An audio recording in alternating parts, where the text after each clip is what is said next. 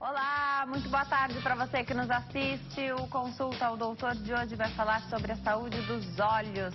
Quem tira as nossas dúvidas é o médico oftalmologista, Dr. Daniel Camelot. Não saia daí, o Consulta ao Doutor já está no ar.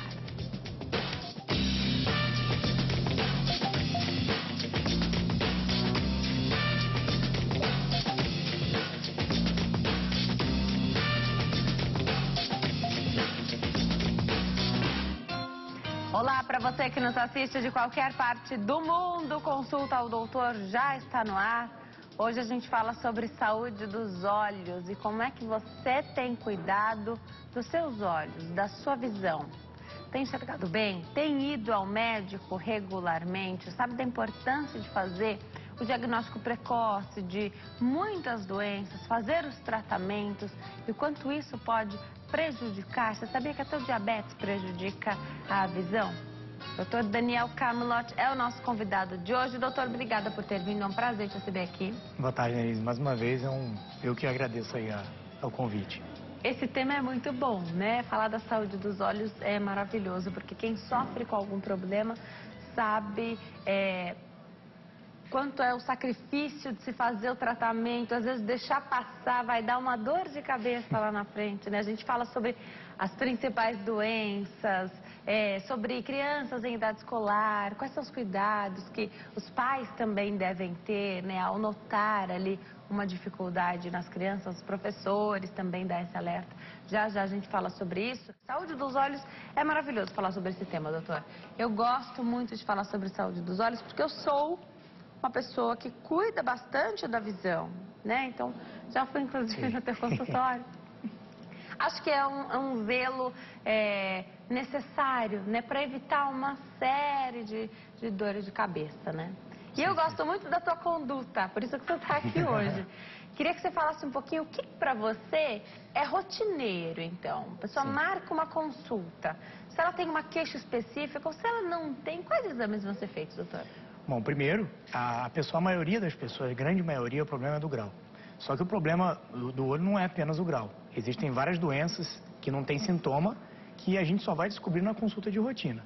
Como o glaucoma, que é a pressão do olho alta, que na maioria dos casos a gente não consegue detectar, não tem sintoma. A gente precisa fazer o exame de rotina para poder detectar.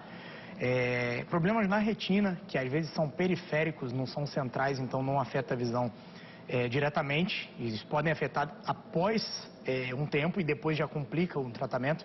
Então a gente precisa fazer o exame da refração, que seria o exame do grau, a avaliação na lâmpada de fenda, que é onde a gente olha o olho com um maior aumento, com uma luz, tudo adequado para aquilo.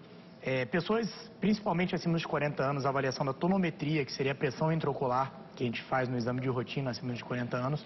E o fundo de olho, o mapeamento de retina, que seria aquela dilatação do olho, para poder avaliar se na retina existe alguma lesão que a gente não tem sintoma e que pode detectar nessa avaliação. Além da dilatação para achar o grau, para evitar que você hipercorrija ou hipocorrija o grau, essa dilatação também para achar o grau correto do olho. Então, pelo menos esses exames, além de vários outros que a gente deve fazer, mas o básico, pelo menos, esses são muito necessários. Recebo aqui perguntas, né, quando a gente fala sobre saúde dos olhos, pessoas que não buscaram oftalmo, isso me preocupa muito, e falam assim: Denise, de vez em quando eu tenho uns apagões, ou de repente na minha vista eu não consigo enxergar determinada coisa, então viro a cabeça muito rápido, aí parece que eu vejo, não consigo enxergar direito, vejo uma mancha preta, e aí essas pessoas não buscaram, porque elas estão perguntando, elas querem uma orientação básica, então não tiveram acesso a nenhum oftalmo. São dados importantes esses que eu falei, ou se parecem mais com algo mais neurológico do que oftalmo? Eu acho que qualquer queixa é importante. Mesmo que a pessoa ache que isso não é importante, eu acho que tudo é necessário falar durante a consulta. Porque qualquer queixa pode ser aquela deixa necessária para a gente poder chegar ao diagnóstico. Então, esse apagão, que a gente chama de amarose fugaz, podem ter várias causas, até a própria problema ocular, como até problema neurológico, como você falou, alguma enxaqueca. Às vezes a pessoa perde um campo visual, ou então perde a visão durante um tempo mesmo, dá um apagão, depois vem a dor de cabeça. Em alguns casos também, o problema dessas mosquinhas pode ser um gel que existe dentro do olho, que seria no vítreo, que seria aqui só para poder facilitar o entendimento. Aqui atrás, todo o olho é preenchido com esse gel. Então, com o tempo ele pode se desorganizar e isso, quando ele começa a mexer para lá e para cá, começa a causar essas mosquinhas. Então, mosca volante, apagão, esse apagão até existe a enxaqueca retiniana, que a gente busca todos os diagnósticos e como um diagnóstico diferencial, em caso não achou nenhum diagnóstico, a gente pode até chegar nesse diagnóstico de enxaqueca retiniana. Tem a aura, mas não tem a dor de cabeça. Então, todas as queixas são necessárias, são importantes para a gente poder chegar a um diagnóstico. Então, tudo é importante sim, com certeza. Agora, a pessoa não te falou, tá? Porque um dos perfis de pacientes que eu observo não vou falar, eu vou ver se ele vai enxergar esse problema, né? Com certeza. Eu não vou falar o que eu estou sentindo, que está acontecendo, mas eu vou fazer todos os exames que ele propuser ali. Então, vou fazer um check-up dos olhos bem completo, mas não vou falar. Não é a conduta mais correta, mas não vai fazer. Dentre esses exames que você falou, você vai enxergar alguma coisa? Você vai ver que tem algo errado? Dando o exemplo esse da mosquinha, né? A pessoa sente. Aí quando a gente vai fazer o exame, você vê que tem aquela, a gente chama de DVP, descolamento do vítreo parcial, não é de retina. E aí a gente fala, você sente uma mosquinha? Ah, sinto, eu até ia falar, aí eu acabo deixando... E muitos pacientes até vêm com um papelzinho, com os exames antigos de outros médicos, e aí a gente fala, acaba que no final era isso mesmo, aí chega com os exames no final da consulta para poder... Então existe isso, os pacientes até que não têm esse problema de esconder até o final, mas que não gosta de perguntar, é mais tímido, não gosta de ficar fazendo... Então a gente, com esses exames, na própria consulta, a gente vai chegando e vai perguntando para o paciente se sente aquele problema, aquela queixa. E devagarinho a gente vai... E aí até os pacientes que conversam menos e são mais tímidos, com o tempo eles vão se soltando durante a consulta e vão fazendo várias perguntas no final. Que alguns já chegam falando. Já chegam falando desde o início. Né? Sou eu, então. Já vou falando, passando todas as informações.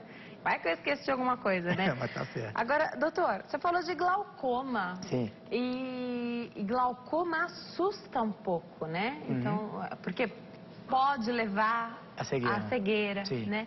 Então, isso realmente assusta. Queria que você falasse um pouquinho.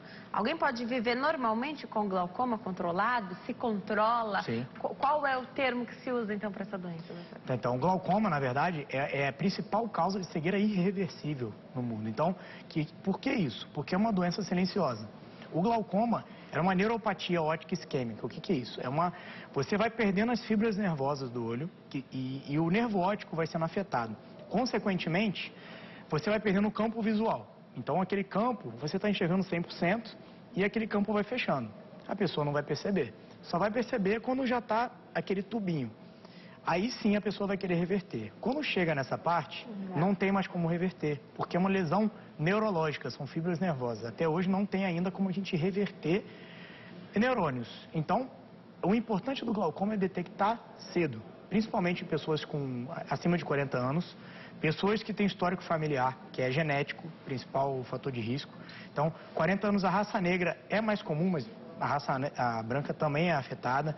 E principal de tudo é isso, a pressão do olho é um fator de risco para o glaucoma. Então, às vezes a pessoa tem a pressão do olho alta e não tem glaucoma, seria uma hipertensão ocular, ou então a pessoa pode ter o glaucoma de pressão normal. Então, é necessário achar... Que pegadinha é o glaucoma de pressão normal, hein? Por isso que o glaucoma, muitas pessoas ficam suspeita de glaucoma durante um tempo, a gente pede diversos exames para chegar ao diagnóstico. Porque não tem um exame que vai falar você tem glaucoma, só quando já está mais avançado. No iniciozinho a gente pede diversos exames para poder ajudar a gente no diagnóstico, porque existem vários tipos. Nesses exames que são mais simples e que na rotina a gente faz, você já vai ter uma suspeita. Com certeza, com certeza. Porque eu penso que, ainda que você suspeite ou diga para esse paciente que ele está no início ali do glaucoma, como ele não está sentindo nada diferente, ele vai falar assim, não, esse médico aí tá estranho. É isso mesmo. Tá estranho, deixa, ele achou, ano que vem eu volto. Sim. E muitos pacientes chegam assim, você vai usar esse colírio aqui, mas o paciente não está sentindo nada. Aí ele chega na farmácia para comprar, é caro o colírio e tudo, eu vou parar de usar, não estou fazendo diferença nenhuma e parar de usar. Então, por isso, uma doença perigosa, silenciosa, e que a gente tem que explicar muito bem para o paciente para ele não abandonar o tratamento durante o tratamento, porque depois é que ele vai ver o prejuízo, e aí não vai ter mais como reverter. quem tem glaucoma tem que usar, o medicamento é colírio, né? Sim. Tem que usar a vida inteira. A vida inteira, porque o glaucoma, na verdade, não tem um tratamento. Eu usei colírio durante um mês, não vai mais... Ele vai ter o glaucoma, porque o glaucoma, o que é isso? O glaucoma, a maioria das vezes, a pressão do olho aumenta. Aqui, nesse espaço entre a córnea e... que a gente chama de câmara anterior, essa câmara tem um líquido chamado humor aquoso. Ele é drenado como se fosse um ralo e ele é produzido. Então, ou ele está sendo muito produzido pelo corpo ciliar, ou ele está sendo drenado de uma maneira errada, ele está tendo prejuízo na drenagem. Então, esses colírios vão agir como? Ou diminuindo a produção, ou aumentando o escoamento, para evitar que esse líquido aumente a pressão do olho. Então, os colírios vão agir dessa forma. Em alguns casos, mesmo com todos os colírios, por isso você pode associar o colírio, você pode trocar o colírio. Às vezes a pessoa usa todos os hipotensores possíveis e não consegue diminuir a pressão. Então a gente indica cirurgia nesses casos. Seria o último caso, a gente indicaria cirurgia. Eu não sei se é o colírio, um dos, né, utilizado para o tratamento do glaucoma, mas tem muita gente utilizando, não sei se eu comentei já isso aqui no programa, se eu falei com você, usando um colírio que diz que faz os cílios crescerem. Sim. É medicamento para o glaucoma, né? É um perigo utilizar, é um remédio que precisa da prescrição, é para uma doença séria, né, que é o glaucoma, que tem que ser seguido um tratamento seríssimo, contínuo. É um perigo utilizar como se fosse um cosmético, um remédio desse porte? O que acontece? Esses medicamentos são os análogos das prostaglandinas, que a gente chama. Eles descobriram que esse medicamento, como efeito colateral, causava aumento dos cílios, pode acinzentar um pouco a cor da íris, então castanho, verde, ele começa a ficar como se fosse desbotado e pode criar um olho mais vermelho, como se fosse uma reação inflamatória. Então, dessa mesma forma que ele cria esse aumento dos cílios, ele foi criado um medicamento estético pela mesma empresa para crescer os cílios. Só que dentro desse medicamento é vendido também uma pincinha e tudo para usar nos cílios, porque se encostar no olho pode causar outros efeitos colaterais. Então hoje a gente já tem o que é para uso cosmético mesmo. Já existe. E é esse que deve ser utilizado para quem quer esse fim. Sim. Né? Agora, o aplicador, a conduta tem que certinha, ser tudo bem tem utilizado. que ser tudo respeitado também. Porque nos olhos, doutor, e olha tem que tomar muito cuidado. A gente já comentou aqui que não é nem para ficar utilizando muito colírio, né? Então, algumas pessoas acham que pode, né? Porque olha, esse aqui deixa o olho branquinho, limpinho, né? Muitos colírios, principalmente do glaucoma, corticoide. Falando do glaucoma, colírio de corticoide é um anti-inflamatório. Então a pessoa está com o olho inflamado, vai usando durante anos, e esse corticoide, um dos efeitos colaterais dele é aumentar a pressão do olho. Então ele é vendido, ele não é tão controlado na farmácia como antibiótico e pode causar efeitos colaterais como catarata, glaucoma. Então é muito importante tomar cuidado com o uso indiscriminado de colírios. Já a gente fala o que pode utilizar, inclusive é uma pauta muito interessante para a gente abordar, tanto agora quanto um programa só para falar de olho seco. Sim. Tá? Já te pergunto. José, aqui de São Paulo, tem pergunta para o doutor Daniel. Oi, José, tudo bem? Boa tarde. Oi, boa tarde. Meu nome é José Foto Sobrinho. Seja bem-vindo, fica à vontade, pode perguntar. Doutor, eu tive um descolamento de retina agora em 2004 e eu fui operado do olho direito. E depois da cirurgia, o meu olho esquerdo apareceu umas bolinhas pretas, como se chama na medicina, moscas ambulantes. Dos tempos desse pra cá, eu percebi que aumentou mais. Isso com a minha idade vai aumentar mais, porque eu tenho 58 anos. Obrigada, José. Do olho operado, tá tudo bem? O olho operado, ele ficou sem foco, né? Sem foco. O olho operado, ele não tem foco, doutora. Tá. Sem foco. E o olho que não foi operado, dos tempos desse pra cá, apareceu bastante essas manchinhas pretas, né? Como eu tenho 58 anos, vou fazer 59 agora, eu estou preocupado que se no futuro vai aparecer mais, se é preciso eu procurar um hospital para fazer novos tratamentos, para ver se melhora mais. Obrigada, José. Doutor, sério isso que ele fala do descolamento de retina? E ele fez a cirurgia, né? Nem perguntei para o José, mas a gente sabe que não é fácil o pós-operatório. É bem delicado. O que acontece? O descolamento de retina é algo que acontece e tem alguns fatores de risco, como automiopia ou então trauma no olho. Só que em alguns casos a retina pode sofrer. O que é o descolamento de retina, em primeiro lugar? É um descolamento regmatogênico. O que a gente quer dizer isso? Aqui É porque você falou do vítreo, né? Você falou então desse gelzinho, que ele pode descolar, mas não é retina que está descolando. Não é retina. O que acontece? Aqui atrás, onde tem esses vasos, é onde é a retina. Tudo isso aqui é a retina, tá? Esse vítreo, ele é aderido à retina. Com o tempo, com a idade, ou então com qualquer trauma, a automiopia facilita a desorganização desse vítreo, tá? E em alguns locais da retina, ele está mais aderido. Se em algum momento ele está tentando soltar, que a gente, em maioria dos casos, quando está tentando soltar, a gente sente flash de luz, é esse movimento que ele está tentando soltar. Quando ele solta dessa área aderida, ela pode criar um buraquinho, tá? Com esse buraquinho na retina, começa a entrar líquido. E aí, esse líquido é que vai descolando a retina. Por que é importante a sensação de moscas volantes que ele falou? Primeiro, falando do olho que ele operou, que ficou desfocado. O descolamento de retina, a cirurgia é imediata. Não pode demorar. Principalmente, na maioria dos casos, ele começa periférico. Quando ele acomete a área central da visão, que é a mácula, ele já baixa a visão de uma hora para outra, de um segundo para o outro. E ele deve ser operado antes de acometer essa área, porque a partir do momento que ele acometeu, você precisa operar o mais rápido possível, porque não é só anatômico, é fisiológico. Às vezes você faz a cirurgia, cola tudo perfeitamente, mas a fisiologia da retina, que a gente pode dizer que é neurônio, neurológico, pode estar tudo perfeito, mas a funcionabilidade não volta ao normal. Então, a cirurgia pode estar perfeita, tudo perfeito, mas o foco não chegar a 100% como era antes, isso é normal. O olho esquerdo, a moscas volantes, que eu acho mais importante de falar para ele. Essas sensações podem ser da desorganização desse vítreo que soltou de alguma área da retina. Como ele já teve o descolamento em um olho, ele está tentando se soltar do outro olho. Então, não quer dizer que ele tenha a ruptura, o descolamento de retina no outro olho, mas ele precisa dilatar o outro olho para poder avaliar, fazer um mapeamento de retina, para ver se existe algum buraquinho na retina. Se existe algum buraco associado a essas queixas ao vítreo, a gente consegue fazer um laser em volta desse buraquinho para impermeabilizar. O líquido não vai conseguir escorrer por esse buraco e não vai conseguir descolar a retina. Então ele precisa fazer uma avaliação profilática desse olho que está sentindo mosca volante, porque o descolamento em um olho, no olho contralateral e até mesmo o descolamento em alguém da família, também é um fator de risco para o descolamento de retina. Então, sim, ele deve procurar um oftalmologista para poder avaliar esse outro olho. Isso é muito importante. De quanto em quanto tempo, então, você que está em casa, de repente enxerga aí as mosquinhas volantes, né? Você consegue identificar, às vezes é em um olho só, às vezes em dois.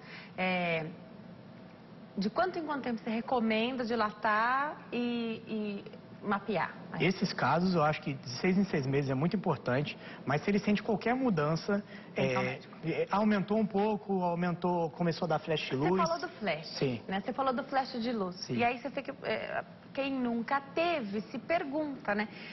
Em qualquer momento, então, por exemplo, agora, qualquer pessoa poderia ter um descolamento de retina e eu enxergaria, por exemplo, um flash como se fosse uma máquina fotográfica batendo uma foto. Sim. Então, não é ao fazer um movimento brusco, não é sem uma causa para justificar isso. Você pode ter uma facilidade com traumas, com movimentos, você pode ter essa facilidade, mas até tem pessoas que nem sentem nem a mosca volante, nem o flash de luz, e a gente dilata o olho, percebe o buraquinho, faz o laser, e em alguns casos até já está descolando e a pessoa não sente nada. Então, procurar um médico oftalmologista. Eu já fui em outros especialistas, mas é ruim quando ele não é especialista em retina, porque você tem que marcar de novo. Eu falei já para o doutor, isso atrapalha, que você tem que ir 2 vezes, já não tem tempo de fazer os exames, você tem que ir 2 vezes, né? Então, procura um lugar onde você já vai fazer o mapeamento, né? Se programa para isso, porque as vistas ficam dilatadas umas horas, né? Para adulto a gente costuma pingar um que demora mais ou menos 4 horas. Criança não, a gente pinga outro que demora 24 horas. Então é bom sempre se programar para isso. Maria de Fátima está na linha para falar conosco da Vila Formosa. Doutor conhece a Vila Formosa, né? Sim. Aqui em São Paulo. Oi, Maria de Fátima, tudo bem? Boa tarde. Alô, Maria de Fátima? Oi, boa tarde. Tudo bem? Tudo ótimo. Seja bem-vinda, fica à vontade. Pode fazer sua pergunta para o doutor. Doutor, é o seguinte, por volta dos 17, 18 anos, eu descobri o ceratocone. Desde até então, eu sou acompanhada, né? Uso lentes rígidas, né, para o controle do ceratocone. E como eu faço anualmente todos os exames, o médico me falou que aos 30 anos o meu problema estabilizou. Eu queria saber se isso procede, minha dúvida, né? Perfeito. Tá. Obrigada, Maria de Fátima, doutor. Primeiro, explicando o que é ceratocone para quem não sabe o que é isso. Aqui na parte da frente do olho, a gente tem a córnea, que é essa parte transparente aqui da frente, essa parte daqui, ó, tá? É a parte transparente que ela tem uma curvatura. Em algumas pessoas, o colágeno da córnea pode ser um pouco alterado. E facilita o quê? Ele fica como se fosse uma córnea bicuda. E isso causa um astigmatismo muito alto, essa córnea triangular, bicuda. Isso causa uma baixa de visão, que seria o ceratocone. O ceratocone costuma aparecer mais ou menos ali na primeira 12 anos, 10 anos. Claro que tem variações. Ele pode evoluir, tá? Principalmente tem que tomar muito cuidado com coçar do olho. Aquele coçar do olho pode ajudar na evolução do ceratocone. Então, assim, é sempre importante dizer que cada organismo é um organismo. Então, pode ter a evolução do ceratocone até os 30 anos, pode ser que ultrapasse um pouco isso, mas é necessário acompanhar com exames. Existem exames que conseguem avaliar a curvatura da córnea, que seria a topografia, ela faz um mapa da sua córnea. Existe a paquimetria, que consegue ver a espessura da sua córnea. Exames até mais avançados, como o Pentacam, o Orbiscan, eles fazem todos esses mapeamentos para você acompanhar sempre e ver se está tendo algum aumento da curvatura. Se você vê algum aumento, existem algumas técnicas hoje em dia que você consegue fazer uma mudança desse colágeno. Que, nesses casos, a gente tenta fazer no início. Quando a gente vê que está tendo alguma evolução no início, que seria o cross-linking, que seria um medicamento que a gente pingaria um colírio e uma radiação para poder fazer ele ter o efeito, tá? Isso seria o cross-linking para tentar estabilizar. Agora, quando começa a ter um avanço, que o cross-linking já não é mais indicado, existem outras cirurgias, como o anel intraestromal, um implante de um anel que consegue diminuir um pouco essa curvatura. Em último caso, o transplante de córnea, como você já terminou todas as suas possibilidades terapêuticas, e até mesmo a adaptação de lente de contato rígida consegue oferecer uma visão para esse paciente bem adaptada. Isso é muito importante, que às vezes é mal adaptada, é feito em ótica, em qualquer lugar, que não sabem fazer adaptação, isso pode piorar o problema do ceratocone. Então, é importante o acompanhamento, todos esses exames que ela está fazendo, se estão mostrando estabilidade, provavelmente está estabilizado, mas sempre ela deve continuar esse acompanhamento com esses exames, porque se acontecer uma evolução, existe como a gente evitar que chegue naquela fase terminal. Então a gente procura tratar logo no começo, intermediária, para não deixar chegar muito avançado. Você fala dessa lente rígida, você enfatiza bastante fazer uma boa adaptação, Sim. né? Porque essa lente é diferente daquela que as pessoas que têm miopia usam, né? Essa é bem diferente. Sim. E quem utiliza fala que não é confortável usar, mas acostuma de repente. Uma boa adaptação é isso. Você acostuma porque você ganha qualidade de vida, você recupera a qualidade de vida com essas lentes, é isso? Sim, com certeza. Ela é mais durinha, como se fosse um vidrinho. Por que ela corrige o ceratocone? Quando ela é uma córnea pontuda, ela é dura, ela consegue preencher, arredondar aquela parte e a lágrima ocupa aquele outro espaço que não está preenchido. Então ela consegue até melhorar a visão em relação ao óculos, tá? Agora a gelatinosa, ela é maleável, ela não consegue corrigir esse problema. E além disso, ela vai ficar raspando onde não deve raspar e isso piora. E além de contato rígido até, tem alguns casos, o ceratocone é mais difícil, porque tem aquela ponta, então a boa adaptação é muito importante. E até, se essa não adapta, existem outros tipos especiais para o ceratocone para tentar uma boa adaptação. Ou seja, tem o que fazer. Tem o que fazer. Precisa realmente procurar ir ajuda. atrás, procurar essa ajuda. A Carla de Brasília quer saber o seguinte: quais são as causas de terçol? Porque ela tem sempre terçol, inclusive agora ela está com terçol. Bom, o terçol é o quê? A maioria das vezes a gente tem uma glândula aquela glândula fica perto de onde nasce o cílio, naquele folículo do cílio. O terçol é o quê? Alguma obstrução, você passou a mão suja, ou então uma causa muito comum de terçol é blefarite. O que é isso? São caspinhas nos cílios e nessas caspinhas podem juntar bactérias, principalmente estafilococo. E quando junta aquela bactéria ali, ela pode criar uma infecção, uma inflamação que incha aquela glândula e dá aquela dor, edema, inchaço. Tudo isso seria o terçol, que é o ordelo. Então, blefarite, que seriam essas caspinhas, é uma principal causa, baixa de imunidade também. pode ser uma das causas do terçol. E é aquilo de colocar mão suja toda hora no olho, evitar, porque isso pode criar um terçol de repetição, tá? Vamos falar então da maquiagem? Sim. Porque usar maquiagem não obstrui também essa... Pode ajudar nessa obstrução, não é que é proibido. Mas é claro, você usou maquiagem, você precisa usar no trabalho, saiu, pode usar, mas acabou, chegou em casa, tem muita gente que vai dormir com a maquiagem tem que no tirar dia. e bem, então, pelo que eu tô entendendo. É bom tirar, porque isso pode ajudar nessa obstrução do folículo e gerar também um terçol, com certeza isso pode acontecer. Agora, eu fico recebendo as informações aqui e é importante lembrar, talvez o rímel, que é a máscara, então, dos cílios, o lápis, é bom cada um usar o seu, né? Sim, sim. Principalmente essa época de conjuntivite, que seria, até já passou, mas o carnaval, o verão, é uma época que aumenta muito os casos de conjuntivite. Isso de compartilhar maquiagem, tudo, eu sou totalmente contra. Acho que cada um tem que ser o seu, ter a sua maquiagem para evitar essa proliferação, tanto de conjuntivite, qualquer problema que passe de uma pessoa para o outro. Tanto vírus, bactéria, é bom evitar, com certeza. Tá, vamos me preparar para dar um recadinho. Enquanto eu chego até lá, doutor, a gente falou do glaucoma, né? E aí ficou estabelecido, então, um tratamento. Tá? Numa determinada época da vida, então, de repente, alguém mais jovem, você fala a partir dos 40 anos aí para fazer um rastreio, mas tem gente que mais jovem já tem essa suspeita, enfim. Sim. Fazer esse acompanhamento, aí de repente, não estou sentindo nada, vai abandonar. Isso vai fazer com que a visão periférica continue diminuindo, o glaucoma continue aumentando, então os níveis vão ficando maiores aí da doença e a pessoa vai continuar evoluindo da doença. O colírio faz com que essa evolução pare? Tá.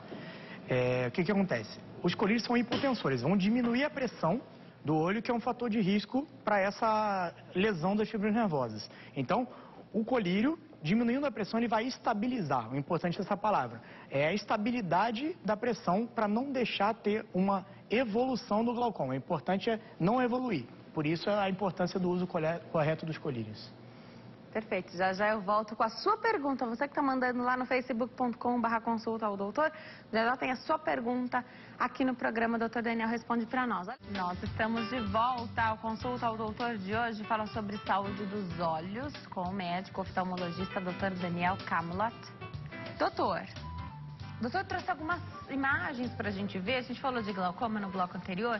Vamos mostrar as imagens, então, de glaucoma? Essa primeira imagem, a gente pode ver no lado esquerdo, quem está assistindo, né, na TV, a gente vê o nervo óptico com os vasinhos saindo. Isso é o que a gente consegue ver no fundo de olho, quando a gente dilata. O nervo óptico do lado esquerdo, você vê que tem uma parte branquinha, amarelada dentro do rosa, que a gente chama de escavação. Essa é uma escavação normal. Mais ou menos, ele ocupa mais ou menos 30% do tamanho total do rosa. Você vê que no lado direito, a escavação é muito maior. Claro que esse glaucoma já é um pouco avançado. Porque não dá para ver nenhuma ramificação, né? É um espacinho muito mínimo. Vamos dizer que ali deve ter 80% do nervo óptico ali. Então, já é um glaucoma mais avançado. Você vê que os vasos entram, é como se estivesse profundo aquilo. Eles estão mergulhando. Então, isso é bem o que acontece na escavação no nervo óptico no glaucoma, que a gente consegue enxergar no exame de rotina. Sem a pessoa sentir nada, em muitos casos. Então, isso é que é ruim, né, Isso doutor? é muito ruim. Esse é o mais perigoso. Quando a pessoa percebe, e olha que as pessoas reclamam mais das moscas volantes, que na maioria dos casos não é absolutamente nada e não vai dar em nada. Sim. E não reclamam nada de glaucoma. Por quê? Não tem sintoma, né? Isso é perigoso. E eu já perguntei para o doutor, e já perguntei para outros especialistas, mas será que não percebe mesmo? É alguém que está muito desencanado aí da visão? Não dá para perceber. A não ser que se estiver muito no início, não percebe mesmo. A não ser que seja um glaucoma de ângulo fechado. Que aí fecha o ângulo de uma hora para outra, dá uma dor insuportável, aí sim. Mas a maioria dos casos é o glaucoma de ângulo aberto, que não tem sintoma. Esse que é o perigo.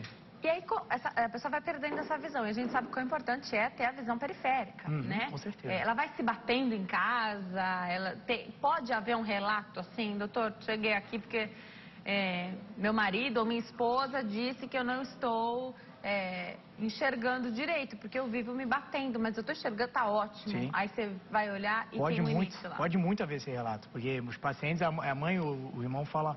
ela anda e as cadeiras que estão no meio, elas esbarram tudo na mesa. Então, esse caso, quando o campo visual já está bem afetado, esbarra mesmo. Ela anda, pode esbarrar em tudo. Outra doença também que seria na retina que causa isso seria a retinose pigmentar, que afeta o campo visual também.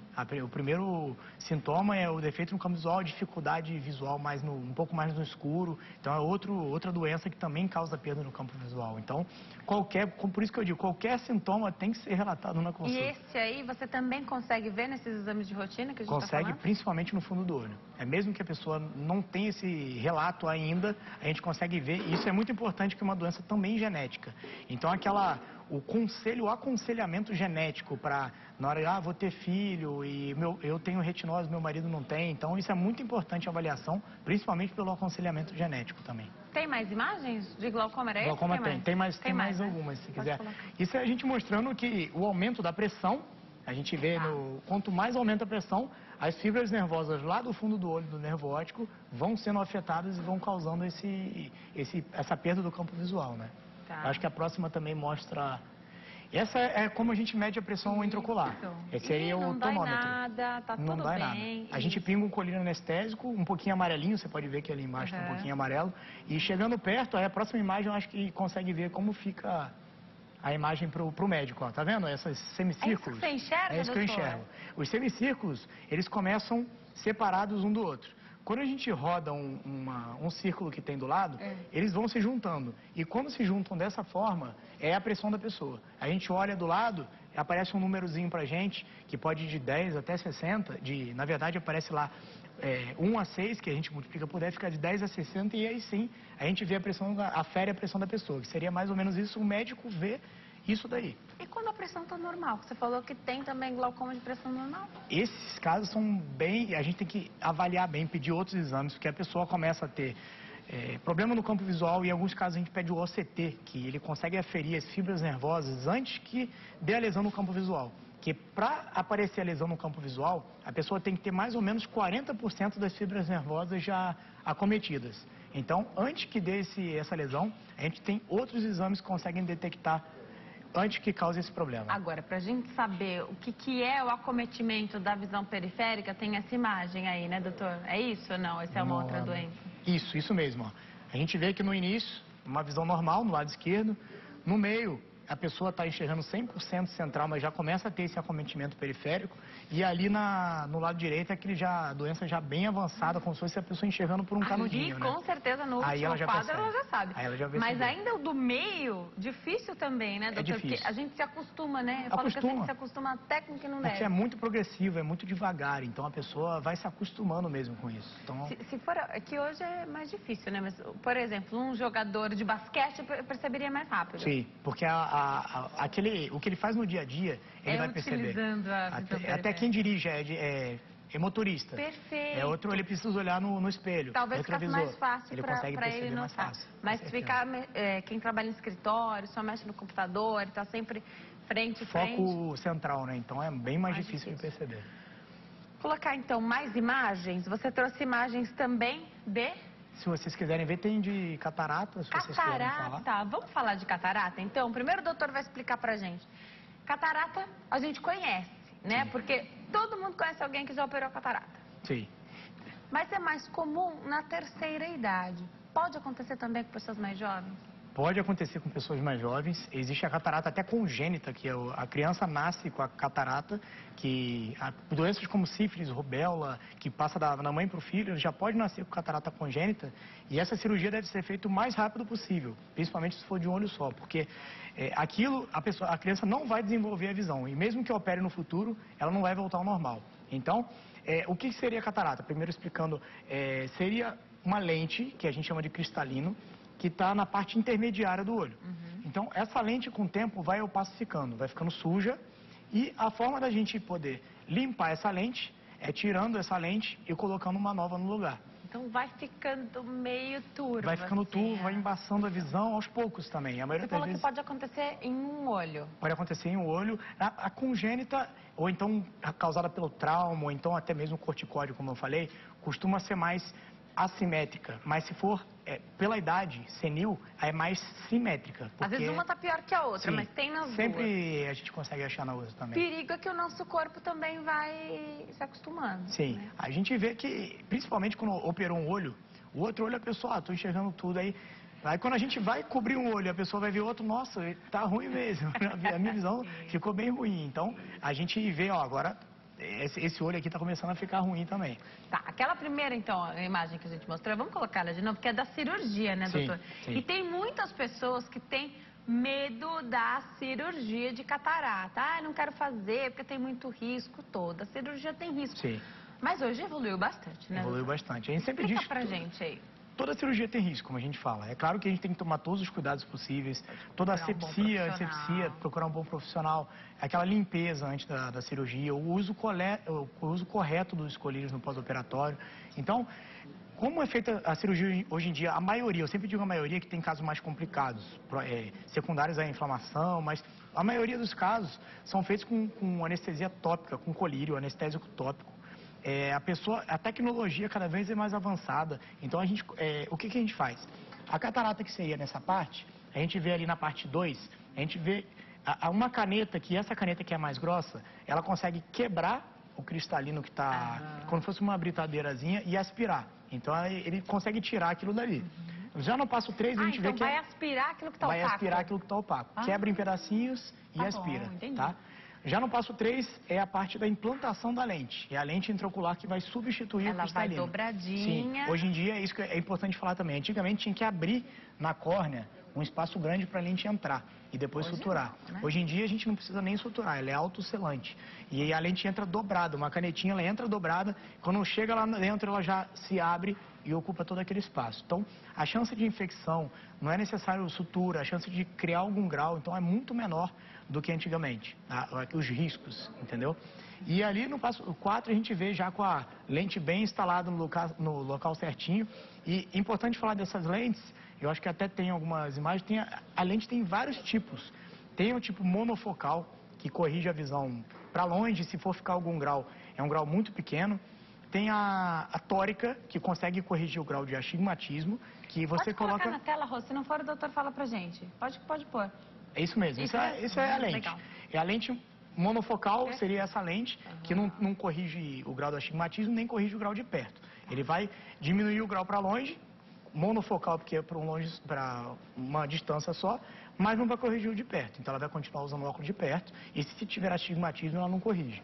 Essa aqui que a gente pode ver, não sei se é possível ver, mas ela tem vários halos. Sim, dá pra ver. E esses halos eles vão intercalando longe e perto, longe e perto. Isso seria multifocal, entendeu? Então ela vai corrigir o grau para longe e para perto. Diferente do óculos, que é bem divididinho ali, Sim. o multifocal, Sim. né? Então essa aí é bem mais avançada. Ela vai intercalando. Agora, essa lente, o importante falar, não é todo mundo que pode colocar. Você tem que ser um paciente muito bem escolhido, porque se a pessoa não se acostumar, já foi implantada, é uma cirurgia. Então, eu acho que o pré-operatório, a escolha do paciente da lente, deve ser muito bem feita antes da cirurgia pelo médico. Entendi. Agora, essa é uma cirurgia?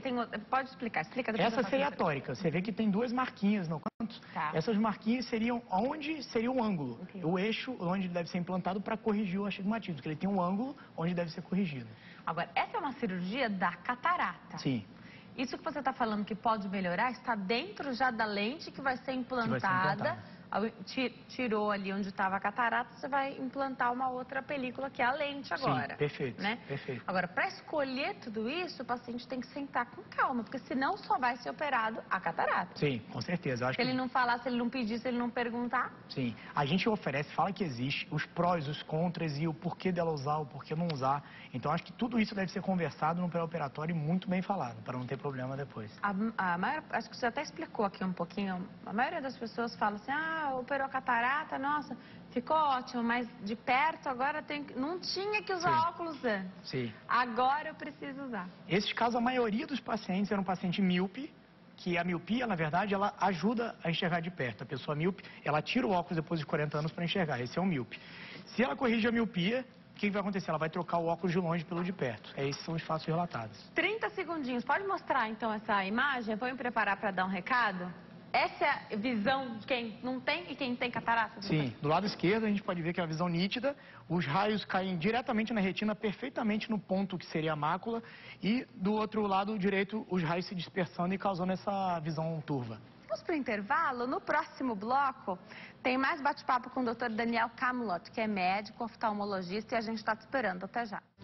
Nós estamos de volta ao Consulta ao Doutor de hoje. Fala sobre saúde dos olhos. Quem tira as nossas dúvidas é o médico oftalmologista, Dr. Daniel Camelot. Durante o intervalo, eu abri aqui a nossa rede social, que é o Facebook, facebook.com/consulta ao doutor. Eu consegui abrir as mensagens particulares, mas olha que legal. Doutor se compromete a, depois do programa, nos próximos dias, fiquem tranquilos, ele entra na nossa página e responde as dúvidas de vocês. Então, se você quer ter a sua dúvida respondida, o programa acabou, não deu tempo de eu falar a sua pergunta, escreva no comentário, porque dá tempo, ele vai responder a todos vocês, assim como ele já fez nos nossos últimos bate-papos aqui, e foi muito legal. O pessoal gostou bastante, né? Legal. O pessoal agradece depois, isso é muito bacana. Então, o doutor está se comprometendo a responder as perguntas que estiveram públicas, lógico. Então, faça o comentário lá no post do dia que fala sobre o tema do programa.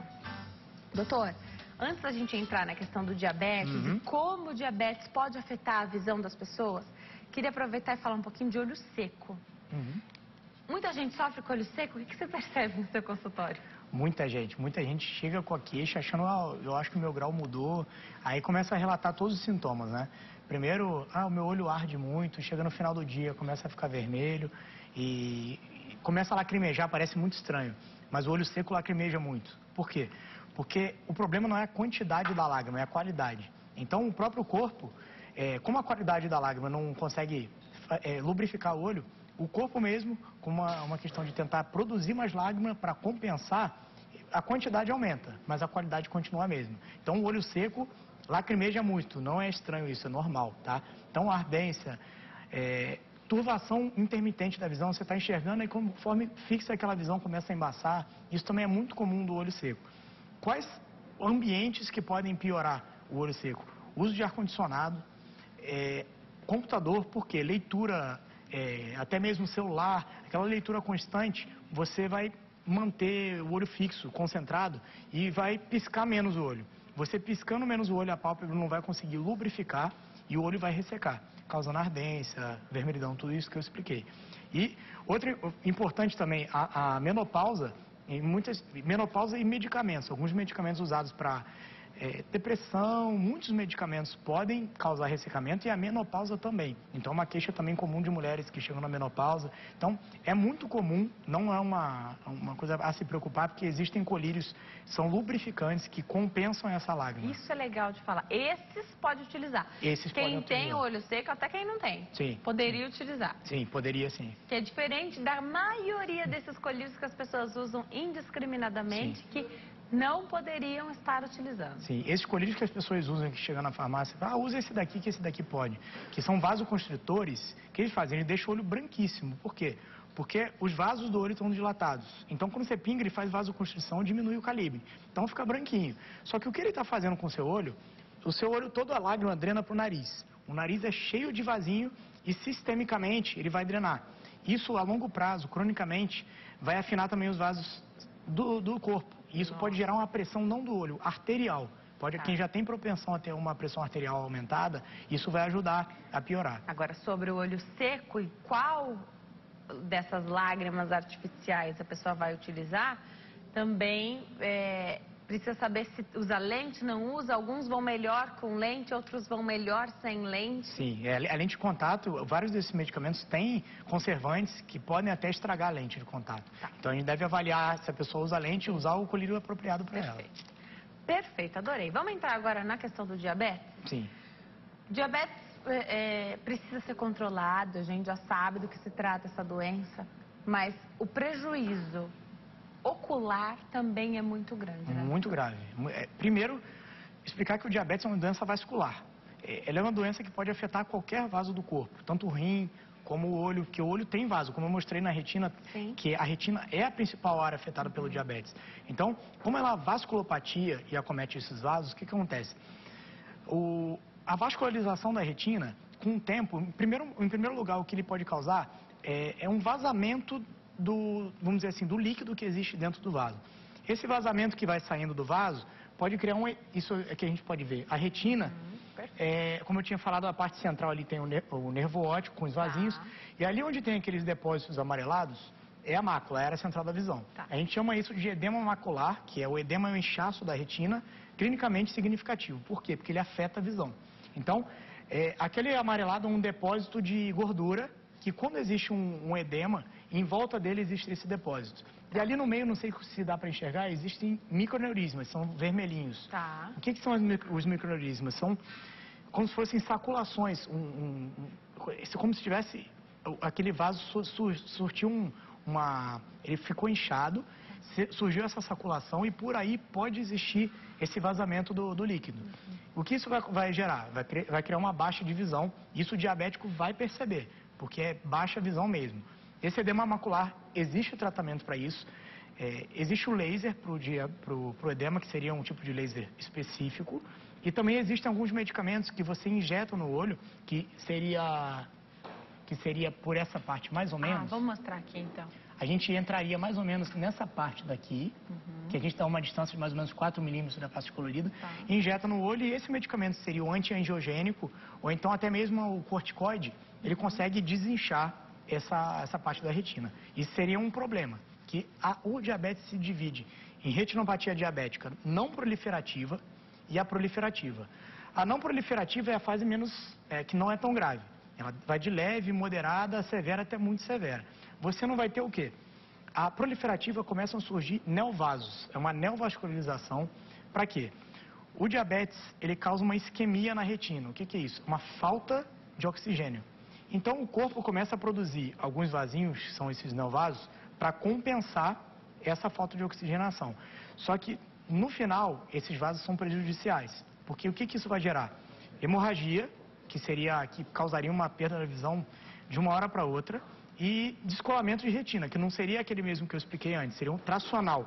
Pela fibrose que vai formando, essa fibrose vai tracionando a retina, e isso também vai causando um prejuízo muito grave para a visão.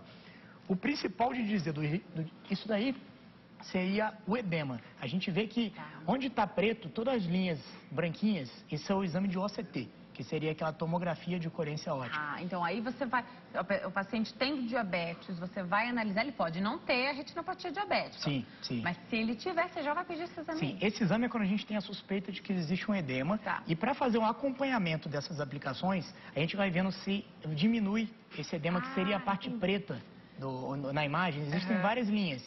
No meio existem como se fosse um depósito de vários pretinhos. Isso seria o edema líquido, isso é líquido. E isso trataria com essa aplicação, tá? Muito importante que é importante falar, antes de causar esse edema, a pessoa pode chegar na fase proliferativa, que é a mais grave de todas, cheia de vasinha na periferia, a visão não está acometida e de uma hora para outra perde a visão.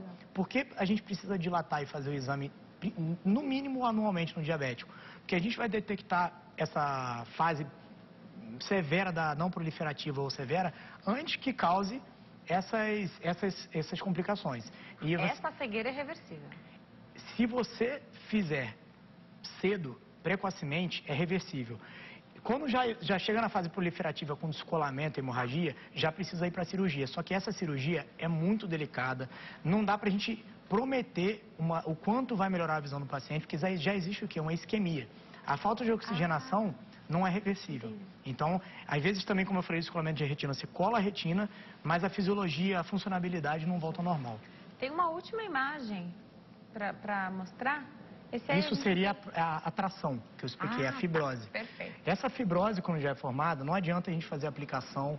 Quando já está formada a fibrose, a aplicação não vai adiantar. Não vai adiantar. Aí já vai para a cirurgia, que seria a vitrectomia. Mas é melhor do que quando já está na fase Essa já é a proliferativa. Porque esses vasinhos, que são os neovasos, tracionam a retina e formam essa fibrose. Entendi. Por isso que o diabético tem que acompanhar com todos os especialistas ali da questão do diabetes, e um deles é o oftalmo. Perfeito. Foi perfeita a colocação, porque antes de passar no oftalmologista, antes de qualquer tratamento, a gente pergunta: você passa com seu endocrinologista, nutricionista e está tudo controlado? Não está. Não adianta fazer nenhum tratamento se o diabetes não estiver controlado. Tem que ser associado. Entendi. Então, é realmente um trabalho em conjunto. Em conjunto, perfeito. Porque, ele tá com diabetes descontrolado, mas aí agora ele quer tratar a visão. Aí você vai tratar, vai voltar e não vai ser em vão esse tratamento. Então, precisa ser paralelo, é um trabalho conjunto. Tá. Agora, uma vez por ano é suficiente? Depende. Porque o diabetes, ele pode... quem não tem ali uma vida mais regradinha, uma alimentação mais regrada, não utiliza da maneira correta, a insulina se precisar... Tem uma oscilação muito grande, né? E às vezes até o relato de quem tem diabetes é assim, às vezes. Ai, dei uma exagerada, minha visão ficou até meio bagunçada. Essa variação da visão do diabetes, se o diabetes... Eu não costumo fazer óculos para pessoa que tem o diabetes acima de 150, a glicemia acima de miligramas. Não faz óculos? Eu não passo óculos, por quê? Porque a osmolaridade do cristalino, que é aquele onde causa catarata, que ele é uma lente que é elástica. Tá. A osmolaridade, o que é isso? Ele pode inchar ou diminuir isso, altera o grau da pessoa. Então a gente faz o exame, acha um grau, depois que ela controla o diabetes, muda completamente. Por isso essa variação também da visão da pessoa que tem o diabetes descompensado. Não é para deixar chegar nesse nível, Não tem que acompanhar, deixar tudo em ordem, marca um mês, já faz com todos os especialistas necessários, o oftalmo é um deles. Então, você deixou aqui vários recados, né? Para quem tem as moscas volantes, precisa fazer esse acompanhamento. E olha que o especialista em retina, doutor Daniel Camelot, acha que é bom fazer de 6 em 6 meses esse acompanhamento. Você não acha que isso acha que é melhor pecar pelo excesso? É isso mesmo, é isso mesmo. Quem tem a mosca volante, a qualquer momento pode soltar de outro lugar que não está agora com problema. Então, eu acho importante esse acompanhamento. Agora, se já enxergou um flash... É bom, na hora que sentiu, ou sentiu a mosca volante agora no momento, marcar o oftalmologista o mais rápido possível. Meu oftalmo não vai estar disponível. Ele só tem daqui um mês a consulta. Primeiro que se você disser que teve esse flash, com certeza você vai ganhar uma prioridade nessa agenda. Porque isso é um caso mais sério. Com certeza. Vou para o hospital. Estou desesperada. Vou para o hospital. Tem oftalmo no hospital? Existe pronto-socorro oftalmológico. Então é só procurar que existem e é necessário, quando sentir isso, procurar o pronto-socorro. É claro, na maioria dos casos pode não ter nada, sim, mas se o seu caso for aquele, é importante fazer a avaliação. Pergunta que chegou aqui, todo diabético pode ter este problema na visão? Se for descontrolado, sim, porque quais são os fatores que a gente consegue controlar? O fator que a gente consegue controlar é aquele controle do diabetes, a glicemia, tudo isso. O controle da pressão arterial é importante também, anda junto, tudo isso. Agora, o tempo de diabetes também é um fator. Então, se é uma pessoa que já tem diabetes tipo 1, os cuidados e a frequência que ela deve ter para acompanhar com o oftalmologista, é claro que o diabetes 2 também, só que ele apareceu muito depois daquele que teve o diabetes do tipo 1, que é mais novo. Então, todas as pessoas podem ter? Podem, mas aquelas pessoas que têm o diabetes que não é controlado, esse sim, a chance dele ter esses problemas na visão e na retina são muito maiores do que daquelas pessoas que mantêm um acompanhamento frequente com os médicos. Tem um telespectador que não quer se identificar e que é com a pergunta dele que eu te deixo aqui rapidinho para dar um recado. Perfeito. Ele não quer se identificar, ele passa 6 horas por dia na frente do computador, usa óculos, diz que está com o mesmo par de óculos desde 2012, às vezes sente os olhos arderem e pergunta, será que está ressecado ou será que é hora de trocar esses óculos, essas lentes? Ele dá uma informação aqui que ele deve ser miopia, 2 graus de um lado, 1 grau de outro. Tá. Eu acho que o principal de tudo é marcar consulta, claro, para a gente poder fazer esse diferencial. Mas a ardência do olho e aquele problema, como eu expliquei, do olho seco, de ficar no computador, piora o ressecamento, é importante ver se o seu olho não é ressecado. Mas, ao mesmo tempo, avaliar o grau e ver se ele não teve nenhuma alteração no caso dele. Perfeito.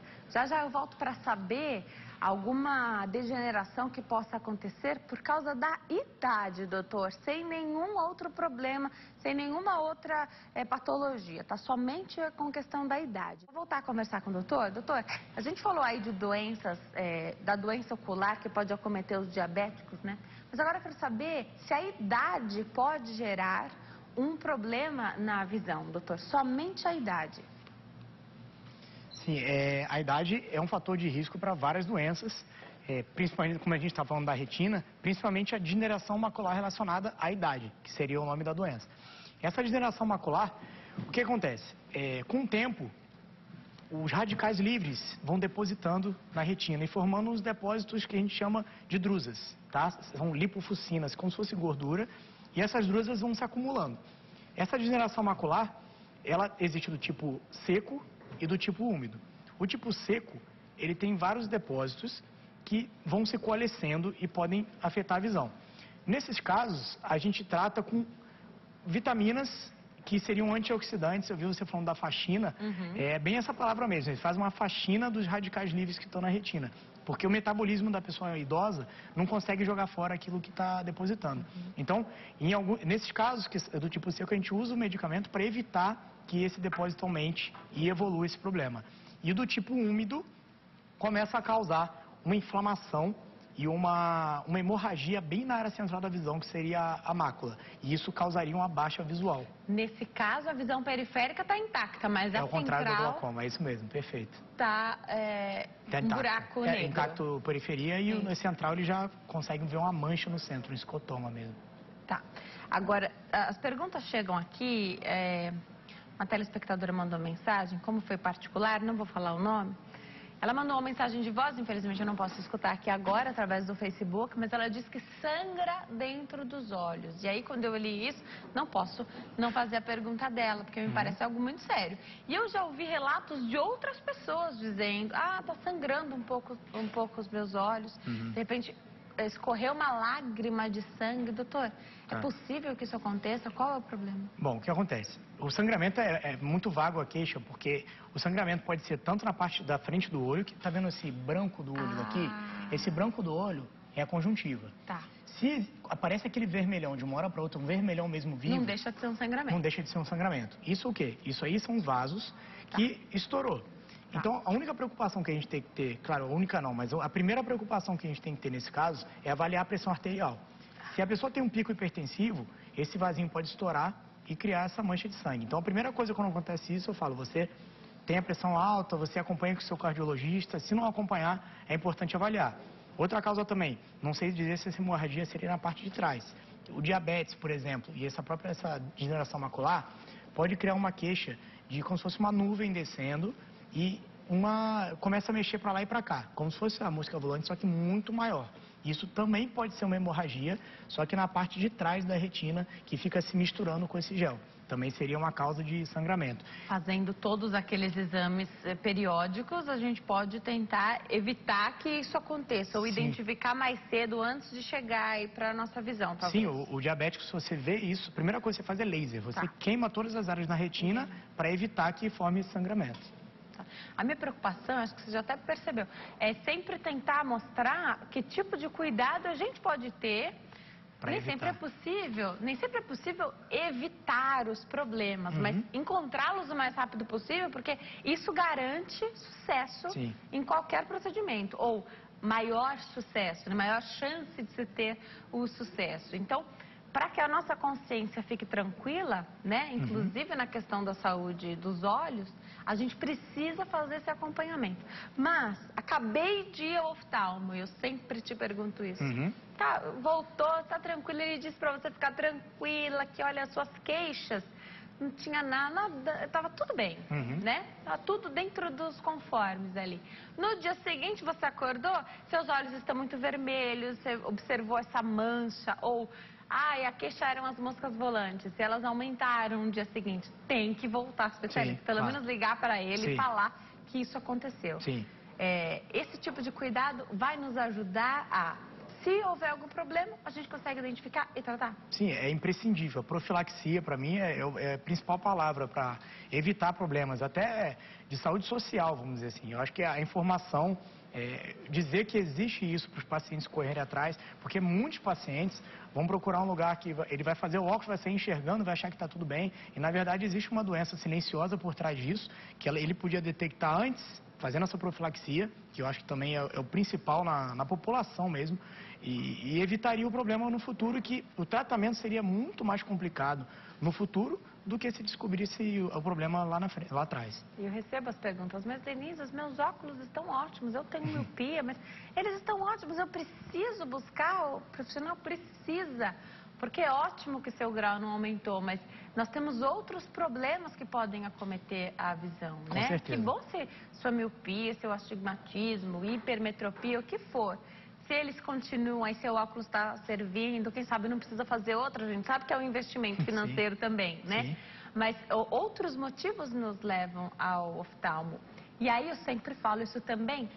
Quem tem miopia, astigmatismo, hipermetropia, então que o grau mudou e a gente deixa de enxergar perfeitamente bem, aí isso nos leva ao oftalmo. Quem enxerga super bem fala, eu não preciso ir ao oftalmo. Sim. Pra que eu vou ao oftalmo? Então eu enxergo tudo maravilhosamente bem, né? Precisa ir também. Talvez essa pessoa tenha que anotar na agenda, colocar um despertador no celular, no calendário, para não esquecer, porque você que enxerga muito bem e que é uma maravilha, é ótimo enxergar muito bem, mas você vai esquecer de procurar esse especialista que é tão importante. Perfeito. Acho que a principal mensagem, eu acho que é essa mesmo. Procurar antes que tenha o problema.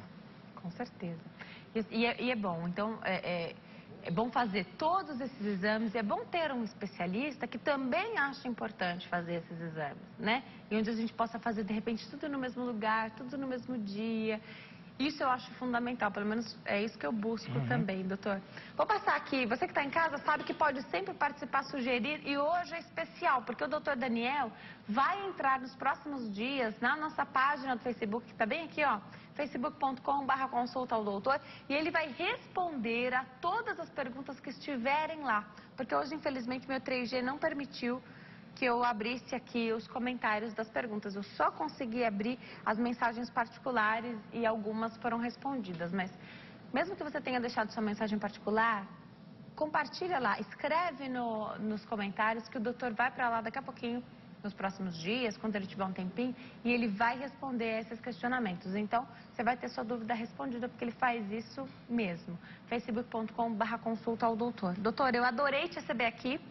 Vou deixar os contatos do doutor, 0 operadora 11 2977-3624, 2977-3624 e www.clockoftalmologia.com.br, CLOK, oftalmologia.com.br. Doutor, obrigada por ter vindo, espero te ver mais vezes aqui esse ano. Você sabe que eu adoro te entrevistar, as explicações são simples, a gente consegue entender perfeitamente bem, entender a importância de buscar o profissional, mais cedo do que a gente acha que precisa, com certeza. Eu que agradeço mais uma vez, é sempre um prazer estar aqui respondendo as perguntas e eu sempre que precisar estou à disposição. Obrigada, doutor. Quem estiver aqui em São Paulo, é super fácil ir na clínica também. Obrigada a você que nos assistiu até agora, hoje é sexta-feira. Tenha um excelente final de semana, aproveitem bastante a família. A gente se vê na segunda-feira ao vivo, 3h35 da tarde. Tchau.